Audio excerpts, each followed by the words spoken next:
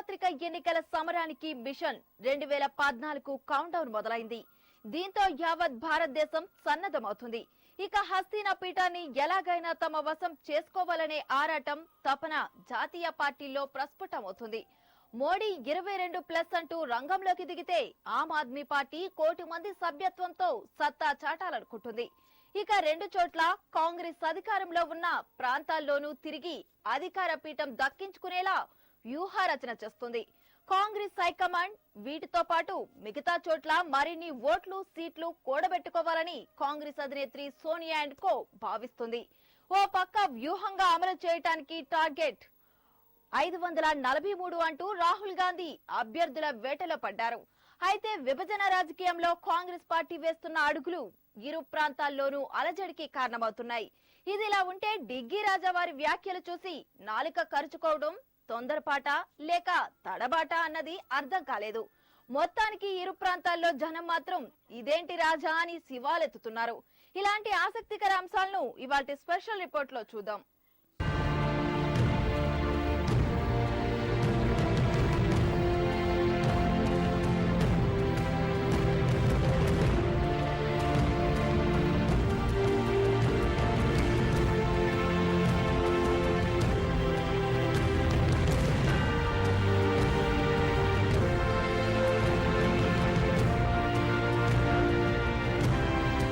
కాంగ్రెస్ పార్టీకి తగులుతున్న ఎదురు దెబ్బల్ని తట్టుకోలేకపోతుంది. ఇదే పరిస్థితి కొనసాగితే పార్టీ మటాషేనన్న భయం కాంగ్రెస్ అధినేత్రి సోనియాకి అసలు వదలటం లేదు. రాహుల్ కు పార్టీ పరమైన బాధ్యతలు కట్టబెడుతున్నా ఆశించిన విధంగా పురోగతి కనిపించటం లేదు. దీంతో కాంగ్రెస్ హైకమాండ్ తన అమ్ముల పొదలో నుంచి ఆఖరి అస్త్రంలా ప్రియాంక గాంధీని మిషన్ 214లో ప్రయోగించాలనుకుంటుంది. ఈ నెల 15న జరిగే ఏఐసీసీ సమావేశానికి ముందే కాంగ్రెస్ పార్టీ లోక్సభ స్క్రీనింగ్ కమిటీలు అభ్యర్థుల జల్లెడ పట్టేలా బాధ్యతలు కట్టబెట్టాయి. ఇంతవరకు బాగానే ఉన్న విభజన రాష్ట్రంలో నియమించిన స్క్రీనింగ్ కమిటీ వెనుక మతలబు ఏమిటి అన్న దానిపైనే బిగ్ డిస్కషన్.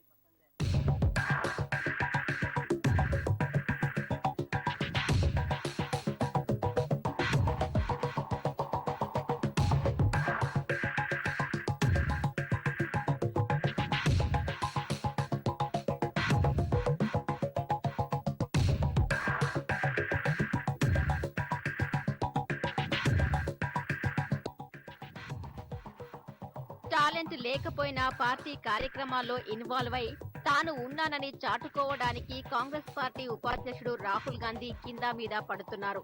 తప్పు జరిగితే అది తమ సర్కారైనా వదిలిపెట్టబోమన్న విధంగా ఉగ్రరూపం చూపాలని తహతహలాడుతున్నారు.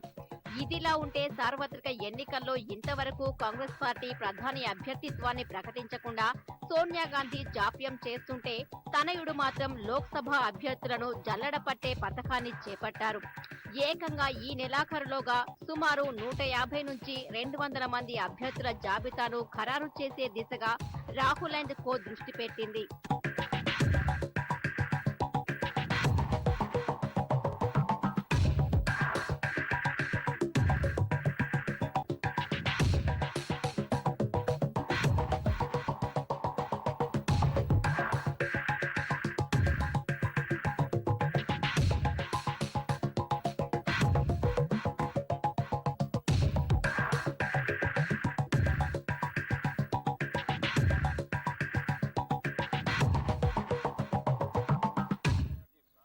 సెమీఫైనల్ గా భావించిన అసెంబ్లీ ఎన్నికల్లో చేది ఫలితాలో లేక పార్టీలో ఉన్న అసఖ్యతో, ఇది కాక యూపీఏ ప్రభుత్వానికి అంటిన అవినీతి మరకో, ఇది కాకుండా ఆమ్ ఆద్మీ నేర్పిన గుణపాఠమో కానీ వచ్చే లోక్సభ ఎన్నికలకు కాంగ్రెస్ డిఫరెంట్ గా సన్నద్ధమవుతుంది.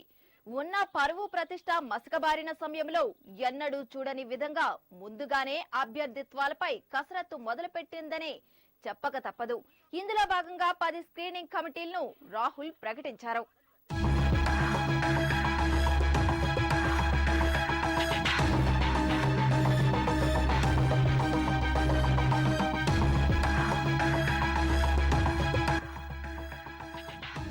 కాంగ్రెస్ పార్టీ చరిత్ర తిరగేస్తే ఎన్నో ఘోరాలు నేరాల్లో తలమునకలైన నేతలు కనిపిస్తారు. అయితే రాహుల్ గాంధీ మాత్రం కొత్త భాషం చెప్పుకొస్తున్నారు. నేరాలను, అవినీతిని ప్రజలు అసహించుకుంటున్నారు. అలాంటి చరిత్ర ఉన్నవారికి ఎంపిక ప్రక్రియలో చోటు దక్కకూడదు. అలాంటి ఓటు బ్యాంకుపై కూడా ఆధారపడొద్దు. యువతరం ఆశలు అభ్యర్థుల ఎంపిక ప్రక్రియలో ప్రతిబింబించాలి. ఎంపిక ప్రక్రియలోనే ప్రజల విశ్వాసాన్ని చూరగొంటే విజయం మనదే. ఇది రాహుల్ వ్యక్తం చేస్తున్న అభిప్రాయం.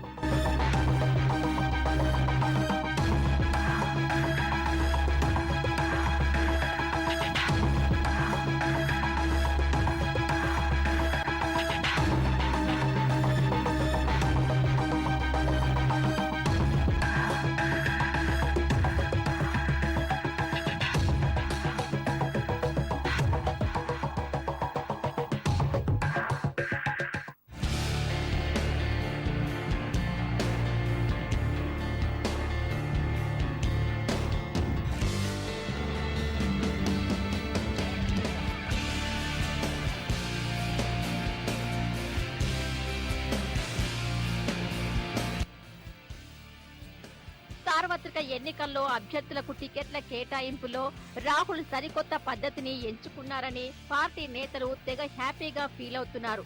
ఇక అభ్యర్థుల ఎంపికపై పీసీసీ నుంచి ప్రతిపాదనలు స్వీకరిస్తామని కాంగ్రెస్ పెద్దలు అంటున్నారు. ఇక స్వీకరించిన ప్రతిపాదనలను స్క్రీనింగ్ కమిటీ పరిశీలించి అధిష్టానానికి నివేదించేలా పార్టీ అధిష్టానం చర్యలు తీసుకోవాలనుకుంటోంది. ఎన్నికల షెడ్యూల్ కంటే ముందే అభ్యర్థుల ఎంపికకు సన్నాహాలు మొదలు పెట్టామనేలా కాంగ్రెస్ హెడ్ క్వార్టర్స్ నుంచి సంకేతాలు అందుతున్నాయి. అయితే ఇదంతా థియరీ వరకే బాగుంటుందని, ప్రాక్టికల్స్ లోకి వచ్చేటప్పటికీ అలా సాధ్యం కాదని రాజకీయ పరిశీలకులు అభిప్రాయపడుతున్నారు.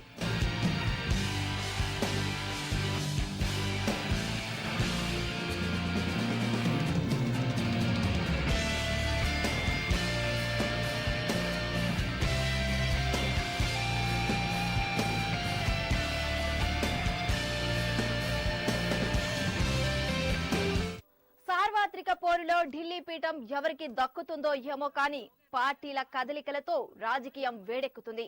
ఇంతకీ రాహుల్ టీం డిఫరెంట్ గా చేస్తున్న స్ట్రాటజీ ఏంటి? ఇలాంటి అంశాలు తెలుసుకునే ముందు ఓ షార్ట్ బ్రేక్ తీసుకుందాం.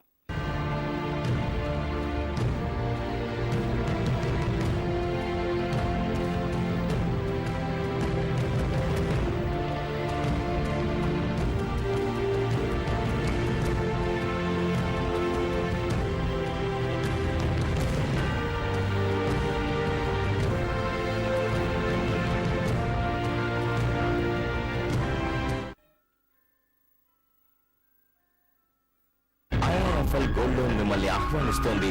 మీ అవసరాలకు సులభ మార్గంలో త్వరగా డబ్బు పొందేందుకు. దీని కొరకు మీకు కావాలి కేవలం 3 వస్తువులు: గుర్తింపు కార్డు, ఇంటి చిరునామా పత్రం మరియు మీ బంగారం. మీ ప్రతి అవసరాలపై ఐఆర్ఎఫ్ బంగారంపై అప్పులిస్తుంది. మీ కుటుంబంలో పెళ్లి కావచ్చు, మీ పిల్లల ఉన్నత విద్య కావచ్చు, దేనికైనా ఉపయోగించవచ్చు.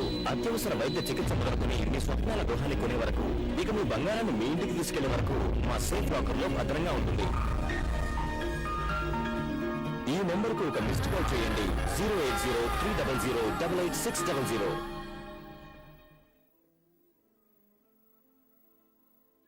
G Pullarity Sweets, now at Kondapur.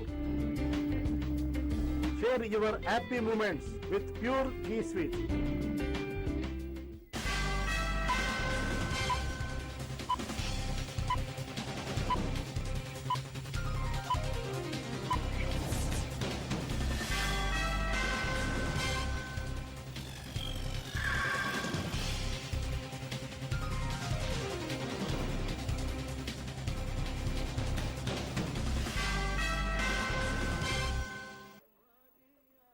Welcome back to Special Report.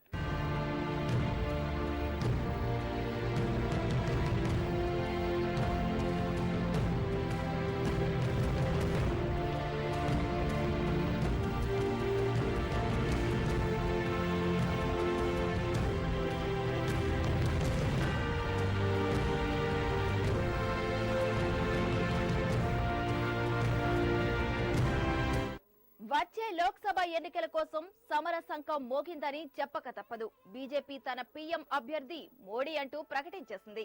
Mulayam ఇంకా వెనక ముందు ఆలోచిస్తున్నారు. 1 కోటి మంది సభ్యత్వంతో డిసైడ్ చేద్దామనుకుంటున్నారు అరవింద్ కేజ్రీవాల్. వీరందరికీ భిన్నంగా కాంగ్రెస్ పార్టీ రాజకీయ పావులు కదుపుతుంది. అందులో భాగంగా రాహుల్ గాంధీ అన్ని పార్టీల కంటే ముందుగా అభ్యర్థుల ఎంపికకు స్క్రీనింగ్ కమిటీలను రంగంలో దింపారు.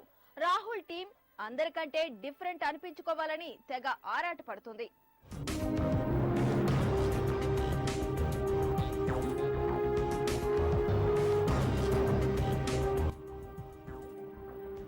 కాంగ్రెస్ పార్టీ ఇమేజ్ కోల్పోతున్న దశలో ఉండి కూడా ఏదో శక్తి సార్వత్రిక ఎన్నికల్లో ఒడ్డున పడేస్తోందని కాంగ్రెస్ పార్టీ లెక్కలేసుకుంటోంది. యూపీఏ 1 సర్కారు ఉన్నప్పుడు అవినీతి ఆరోపణలొచ్చినా యూపీఏ 2ను అధికారం ఇచ్చారని ప్రధాని మన్మోహన్ చెప్పుకొస్తున్నారు. ఎలాగోలా 2 సార్లు అధికారం అప్పగించిన దేశ జనం మూడోసారి కూడా అలానే హస్తిన పీఠం ఇస్తారనే నమ్మకం కాంగ్రెస్ పార్టీలో కనిపిస్తోంది. అయితే కాంగ్రెస్ పార్టీ కాన్ఫిడెన్సో లేక ఓవర్ కాన్ఫిడెన్సో కానీ లోక్సభ స్క్రీనింగ్ కమిటీ ఎంపిక చేయగానే సిట్టింగులందరికీ టికెట్లు ఇవ్వలేం, సిట్టింగ్ ఎంపికలందరికీ టికెట్లు దక్కకపోవచ్చని పార్టీ సంకేతాలు పంపింది. అంతేకాకుండా యూపీఏ సర్కారు 10 ఏళ్ల పాటు అధికారంలో ఉండటంతో ప్రభుత్వ వ్యతిరేకతను అధిగమించేందుకు కొత్త వారికి ఛాన్స్ ఇచ్చే అవకాశం ఉందని ఏఐసీసీ సభ్యుల్లో వినిపిస్తోంది. అయితే లోక్సభ స్క్రీనింగ్ కమిటీల తీరు షాదీ.com లా ఉందని విపక్షాలు ఆరోపిస్తున్నాయి.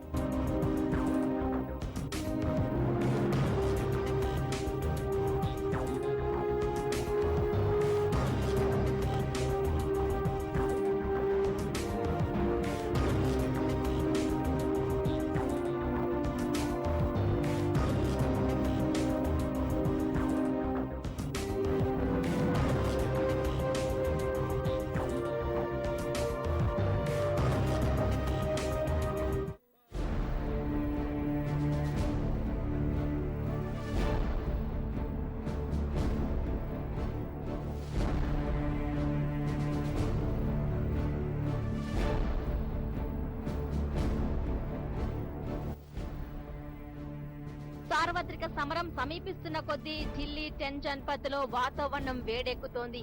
ఈ నేపథ్యంలో ఇటీవల పార్టీ కీలక నేతల సమావేశాల్లో ఎంటర్ అయిన ప్రియాంక వధేరాపైనే పార్టీ ఎన్నో ఆశలు పెట్టుకుంది.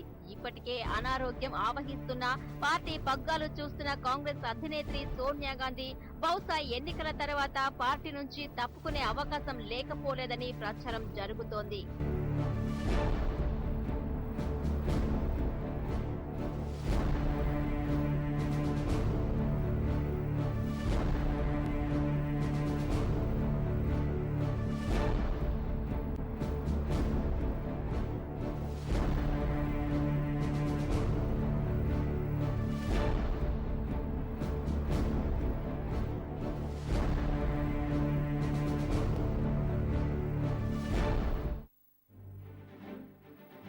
ఈ తతంగం పూర్తయిన వెంటనే స్క్రీనింగ్ కమిటీలు పార్టీ ఎంపీ క్యాడర్ల ఎంపికపై దృష్టి పెడతారని సమాచారం.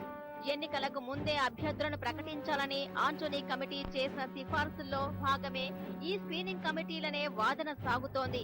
రాహుల్ సీఎం క్యాడర్ గా ప్రకటించక ముందే స్క్రీనింగ్ కమిటీ సేకరించిన జాబితాల్లో కనీసం 200 మంది అభ్యర్థులను ప్రకటించాలని కాంగ్రెస్ పార్టీ ఉవ్విళ్లూరుతోంది.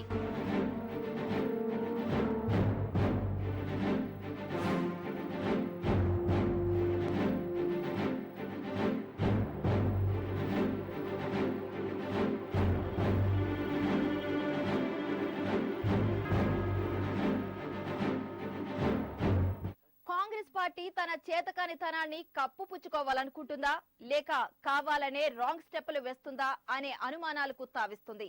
విభజన రగడ జరుగుతున్న ఆంధ్రప్రదేశ్ కు వేసిన కాంగ్రెస్ పార్టీ స్క్రీనింగ్ కమిటీ చుట్టూ విభజన సెగలు తాకుతున్నాయి. వాయలార్ రవికి స్క్రీనింగ్ కమిటీ సారథ్య బాధ్యతలు కట్టబెట్టి సమైక్యవాదాన్ని వినిపిస్తున్న సీఎం పీసీసీ చీఫ్లను సభ్యులుగా వేయటంతో టీ కాంగ్ నేతలకు పలు అనుమానాలు సందేహాలు వ్యక్తమవుతున్నాయి.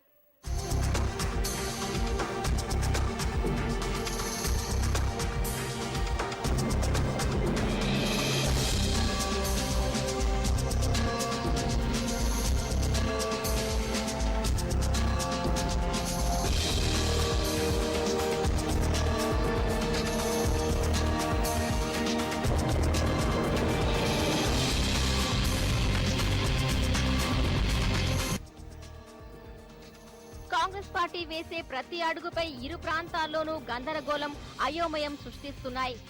గత 5-6 నెలల నుంచి విభజన రాజకీయం రచ్చగా మారింది.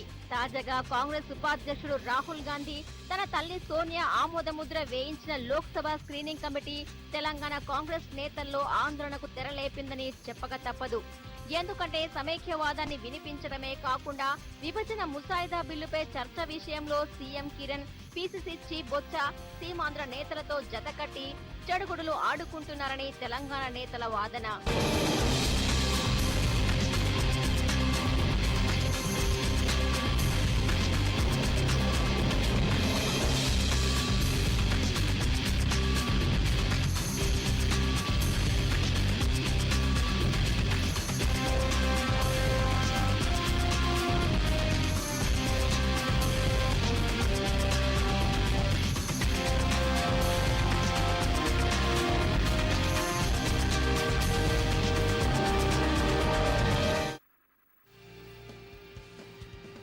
హైదరాబాద్ లో 53 నుంచి ఉంటున్నానని, తాను తెలంగాణకు చెందిన వాడినా లేక సీమాంధ్ర ప్రాంతానికి చెందిన వాడినా అంటూ అసెంబ్లీలోనే విపక్ష సభ్యులను ప్రశ్నిస్తున్నారు. మొత్తానికి సమైక్య నినాదం కాదు, సమైక్య విధానమే తనదని సీఎం కిరణ్ చెప్పుకొస్తున్నారు. ఇంకోవైపు పీసీసీ చీఫ్ బొత్స కూడా సమైక్యం గురించే మాట్లాడుతున్నారు. సీమాంధ్ర నేతలతో టచ్ లో ఉంటున్నారు.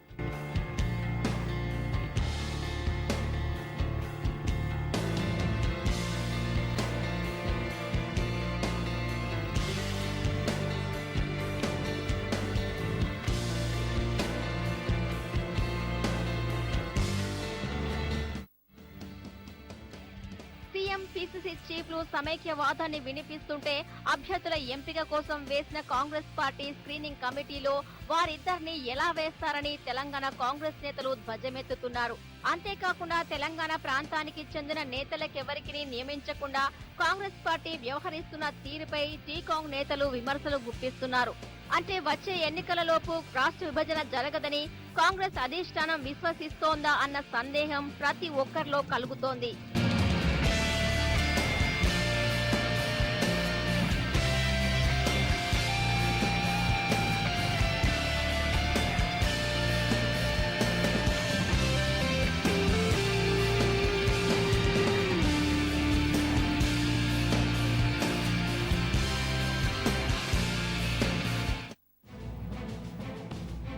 దీన్ని బట్టి చూస్తుంటే విభజన రాజకీయంలో ప్రత్యేక రాష్ట్రం అవుతుంది. కాకపోతే చేయాల్సిందంతా చేశామని హ్యాండ్ ఇచ్చే యోచనలో ఉన్నట్టు కాంగ్రెస్ అధిష్టానం సంకేతాలిస్తోంది. ఇందులో భాగంగానే తెలంగాణ ప్రాంత నేతలకు ప్రాధాన్యత ఇవ్వకుండా కమిటీలో సమైక్యవాదాన్ని వినిపించే వారిని, అది కూడా కాంగ్రెస్ అధిష్టానాన్ని ధిక్కరించే సీఎం కిరణ్ లాంటి వారిని కాంగ్రెస్ స్క్రీనింగ్ కమిటీలో వేయటానికి తెలంగాణ నేతలు తప్పుబడుతున్నారు.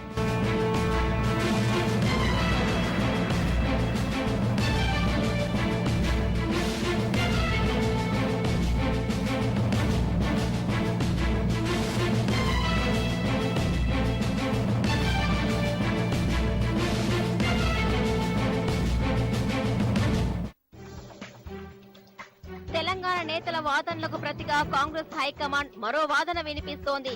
తాము తెలంగాణ ప్రాంతానికి చెందిన జి చిన్నారెడ్డిని అరుణాచల్ ప్రదేశ్ స్క్రీనింగ్ కమిటీలో సభ్యుడిగా నియమించామంటోంది. గతంలో కె కేశవరావుకు ఎలా అవకాశం ఇచ్చామో ఇప్పుడు అలానే వ్యవహరించామంటోంది కాంగ్రెస్ పార్టీ. కానీ గతంలో ఉన్న పరిస్థితులు వేరు. ఇప్పుడు విభజన రాష్ట్రాలుగా మారుతున్నప్పుడు ఒకే ప్రాంతానికి చెందిన నేతలను వేయటం ఏమిటన్న వాదనలు, ప్రతివాదనలు గాంధీ భవన్ లో వినిపిస్తున్నాయి.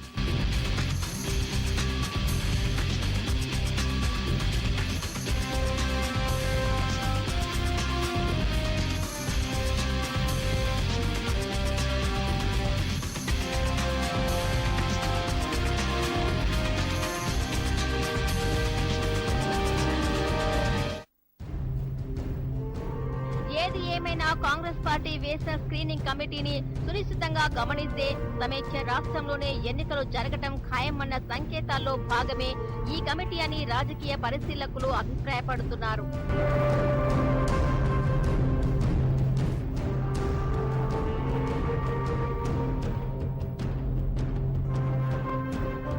కాంగ్రెస్ పార్టీలోకి సబ్ స్క్రీనింగ్ కమిటీ నియామకం ఎంతగా రాద్ధాంతమవుతుంటే రాహుల్ పంపిన దూతలు గెలుపు గుర్రాలెవరో ఆరా తీస్తున్నారు. తెలంగాణలో కాంగ్రెస్ పార్టీకి ఎంతో కొంత ఆదరణ ఉంటే సీమాంధ్ర జిల్లాలో మాత్రం కాంగ్రెస్ పార్టీకి టికెట్లు అడిగేవారు కూడా కరువయ్యే సీన్లు కనిపిస్తుండడం ఆ పార్టీ భరించలేకపోతుంది. బాబాబు ప్లీజ్ టికెట్ ఇస్తాం, ముందు ఓ ఫారం నింపి ఇవ్వమని బతిమలాడే దుస్థితికొచ్చేసింది కాంగ్రెస్ పార్టీ. సాధారణంగా ఎప్పుడైనా కాంగ్రెస్ పెద్దలు కానీ దూతలు కానీ వచ్చినప్పుడు నేరుగా గాంధీ భవన్ కు వెళ్తారు. అక్కడి నుంచి ఢిల్లీకి వెళ్లిపోతుంటారు. ఏమైనా చెప్పాలనుకున్నా, ఏది కావాలనుకున్నా ఢిల్లీకి రమ్మని చెప్పటం కామన్.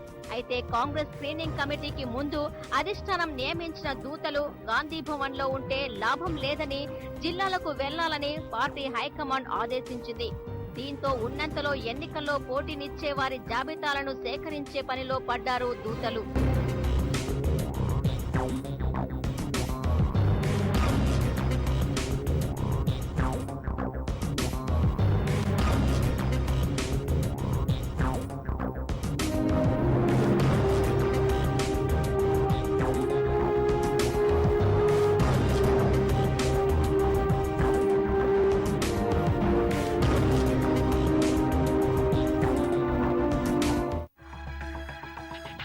పార్టీ టికెట్ల ఇవ్వాలనో ఇప్పించాలనో అవకాశవాహులు పార్టీ హెడ్ క్వార్టర్ల చుట్టూ, పార్టీ నేతల చుట్టూ ప్రదక్షిణలు చేయటం కనిపిస్తుంది. కానీ సీమాంధ్రలో మాత్రం కాంగ్రెస్ పార్టీ తీరు అందుకు భిన్నంగా ఉందనే చెప్పక తప్పదు. ఇక విభజన రాజకీయంలో కాంగ్రెస్ పార్టీకి ఎన్నికల గుబులు పుట్టిస్తుందనేది మాత్రం నిర్వివాదాంశం.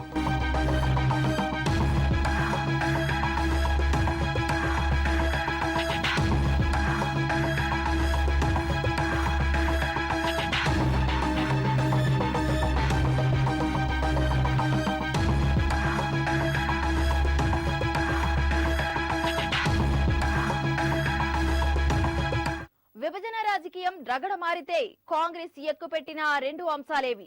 మునిగే నావలా మారిన పార్టీని ఈ రెండు అంశాలు గట్టెక్కిస్తాయా? ఇలాంటి అంశాలు తెలుసుకునే ముందు స్పెషల్ రిపోర్ట్ లో మరో షార్ట్ బ్రేక్ తీసుకుందాం.